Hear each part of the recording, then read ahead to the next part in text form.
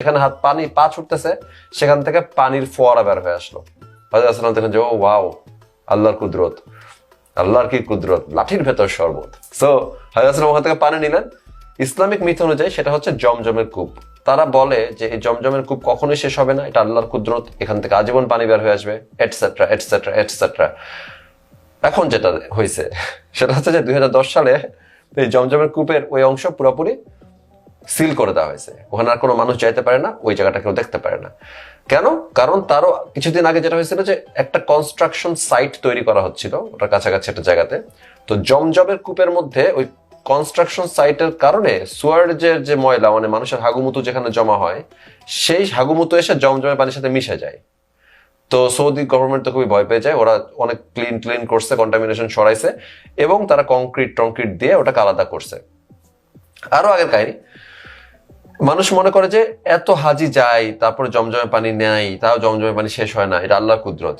আসলে এখানে কুদরতের কিছু নাই। ওখানে মানে কাবা শরীফের নিচে একটা সাদা পাথর আছে দেখবেন, ওটার নিচে পাম্পিং সিস্টেম বসানো আছে, যেখানে সারা দিন রাত 24/7 পাম্প করা হয়, পাম্প করে করে পানি তুলতে থাকা হয়, জমজমের পানি আর কি। সেটাকে বেশিরভাগ সময় এখন যেটা করে সরাসরি মানুষ এটাকে দেখতে পারে না কুয়া, সো ওদেরকে বিভিন্ন ডিস্ট্রিবিউশন সেন্টারে পাঠানো হয়, সেখান থেকে তারা পানি নিতে পারে।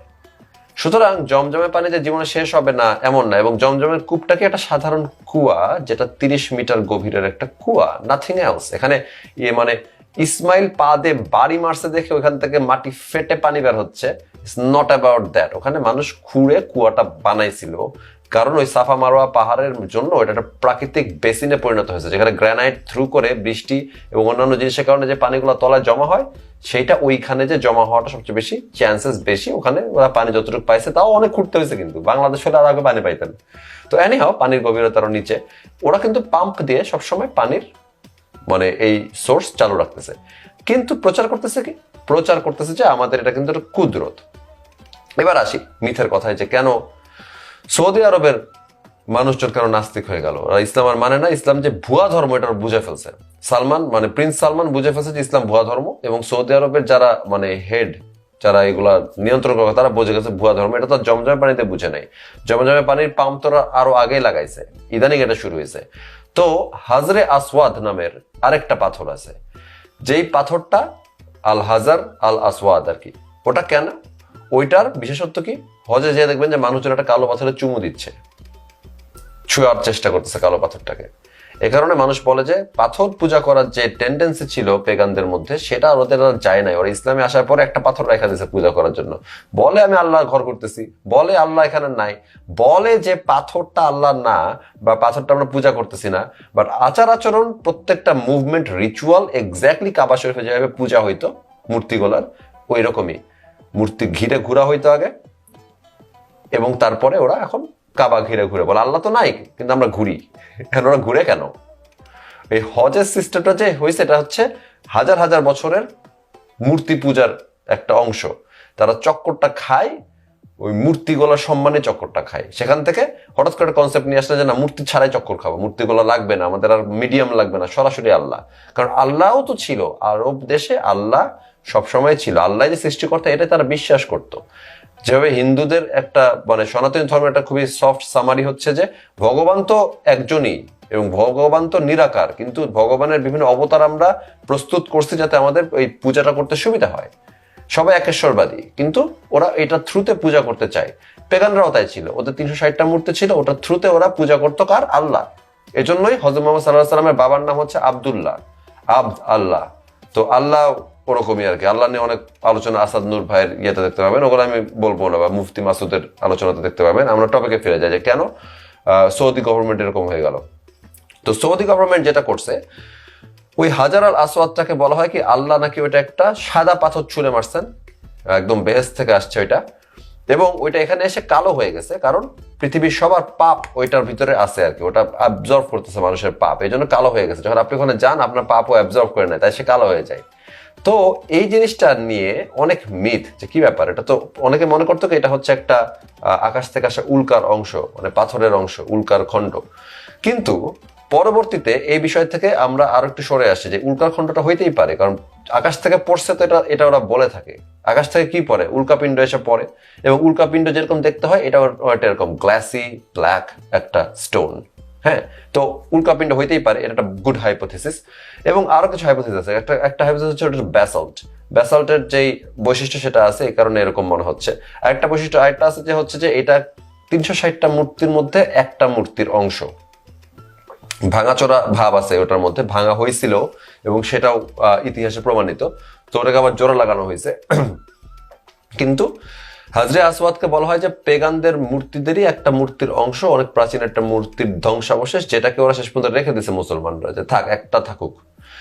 এইটা হচ্ছে আরেকটা ইয়ে। কিন্তু আমরা জানি না কেন জানেন? কারণ সৌদি আরবের গভর্নমেন্ট কখনো, যখন আগে তো আমরা জানার কোনো উপায় ছিল না, কিন্তু গত 100-150 বছরে তো সায়েন্স অনেক উন্নতি করছে। আমরা কিন্তু এখন একটা কোনা নিয়ে গিয়ে টেস্ট করলে বুঝতে পারি যে এটা কি আসলে মিটিওরাইট, নাকি এটা হচ্ছে ব্যাসাল্ট, নাকি এটা আসলে কি। আকাশ থেকে যদি আসে ডিভাইন যদি ম্যাটেরিয়াল হয়, তাহলে কিন্তু আমরা ওইটার কোনো মানে ওইটা কোন এলিমেন্ট, অর্থাৎ ওটা কি কার্বন, হাইড্রোজেন, অক্সিজেন বলে পর্যায় সারণীর চার্ট আছে না, ওটা যদি আকাশ থেকে আসা বেহেস্তে জিনিস হয়, তাহলে কিন্তু আমরা পর্যায় সারণীর চার্টে পাবোই না ওইটা কি ম্যাটেরিয়াল দিয়ে বানানো, রাইট? তো আমরা একটা কোনাকে নিয়ে শুধুমাত্র একটু কষ্ট করে একটা ইডিএক্স এর স্যাম্পলের তলা একটা গুঁড়া হলেও চলবে। আমার ল্যাবে আছে এই জিনিস। একটা গুঁড়া দেন আমারে, ওই গুঁড়াটাকে আমি আমার যন্ত্রে ঢুকায় বলতে পারবো ওখানে কি কি কি এলিমেন্ট আছে। আর যদি আমরা বলতে পারি কি কি এলিমেন্ট আছে, আমরা বের করতে পারবো ওটা কি আকাশ থেকে সে পড়া একটা উল্কাখণ্ড কিনা বা অন্য কিছু কিনা, এগুলো আমরা বুঝতে পারবো, বলতে পারবো।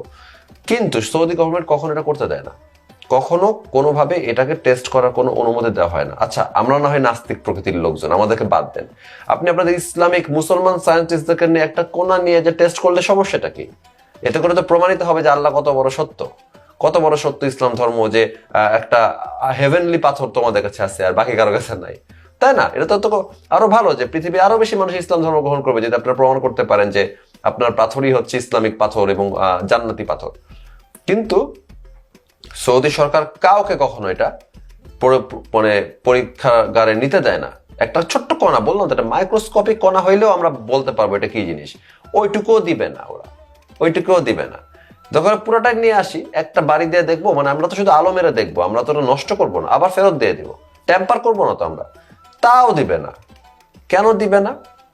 তার কারণ হচ্ছে যে হাইপোথিসিসটা এরকম, এবং কিছু সন্দেহ করা হয় এরকম, যে সৌদি গভর্নমেন্টের কাছে যখন ইকুইপমেন্ট চলে আসছে, যখন তারা ম্যাটেরিয়াল টেস্ট করতে পারবে, ওদের মাথায় কি আসে নাই যে আমরা ম্যাটেরিয়াল টেস্ট করে দেখি জিনিসটা কি?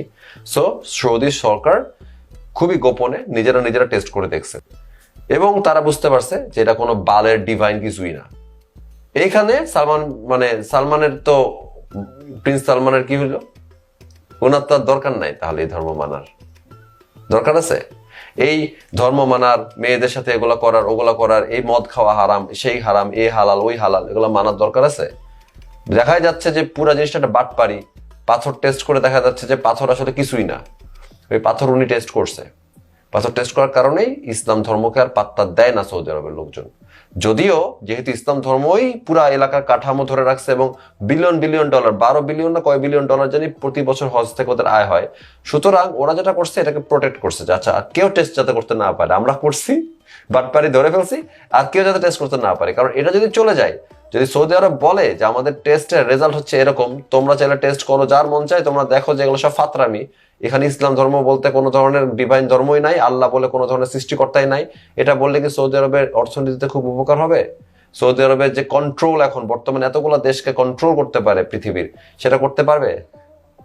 সো সৌদি আরব জীবনে স্বীকার করবে না যে তারা ইসলাম ধর্মের ভুয়া জিনিসপাতি ধরে ফেলছে।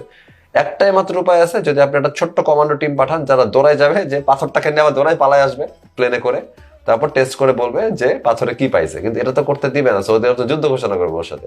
সো ইভেনচুয়ালি আলটিমেটলি যেটা আমি বলতে চাচ্ছি, যে এই যে ড্রাগনের মিথের মতোই হাজরে আসওয়াদের যে মিথ, এ কারণেই সৌদি আরব লিবারেল হয়ে উঠছে।